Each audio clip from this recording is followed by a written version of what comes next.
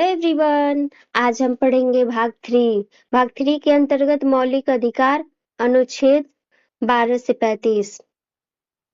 इसमें समानता है, स्वतंत्रता, शोषण के विरुद्ध और धार्मिक स्वतंत्रता, संस्कृति एवं शैक्षिक अधिकार है।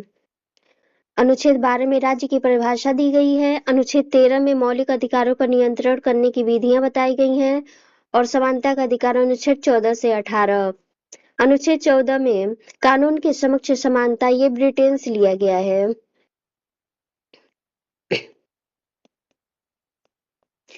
अनुच्छेद 15 में धर्म, जाति, लिंग, जन्म स्थान आदि के आधार पर भेदभाव नहीं किया जाएगा। अनुच्छेद 16 लोक नियोजन के अवसरों में सभी को समानता। अनुच्छेद 17 में अस्पृश्यता, छुआछूत का अंत किया गया है। अनुच्छेद 18 में उपाधियों का अंत बताया गया है। स्वतंत्रता का अधिकार अनुच्छेद 19 से 22।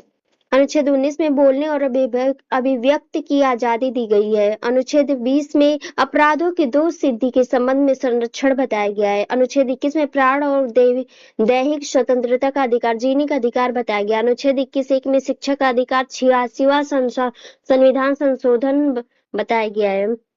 अनुच्छेद 22 में कुछ दशा में गिरफ्तारी से संरक्षण, शोषण के विरुद्ध अधिकार, अनुच्छेद 23 से 24। अनुच्छेद 23 में मानव के साथ दुर्व्यवहार और बलात्संग पर प्रतिषेध लगाया गया है। अनुच्छेद 24 में कारखानों आदि भारी सामान में 14 वर्ष से कम आयु के बच्चों पर प्रतिषेध लगाया गया। अगर 14 वर्ष से कम आयु के बच्चे कारखानों काम करते हैं तो उन्हें रोका गया है।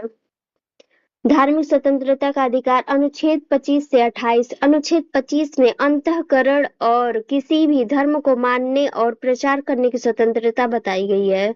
अनुच्छेद 26 में धार्मिक कार्यों के प्रबंध की स्वतंत्रता बताई गई है। अनुच्छेद 27 में किसी विशिष्ट धर्म के अभिव्यक्ति के लिए कर, टैक्स से संबंधित स्वतंत्रता दी गई है। अनुच्छेद 28 में सरकारी शिक्षण संस्थानों में धार्मिक शिक्षा नहीं दी जाएगी तथा धर्म विशेष के कार्यक्रम में शामिल होने के लिए बाध्य नहीं किया जाएगा। याद करने का ट्रिक: 14 से 18 समानता, 17 में अस्पृश्यता है, 19 में बोलने की आजादी है, 21 में जीवन, 21A में शिक्षा है, 23 में बलात्श्रम है और 24 में बाल श्रम है और 25 से 28 में धर्म है। Thank you everyone.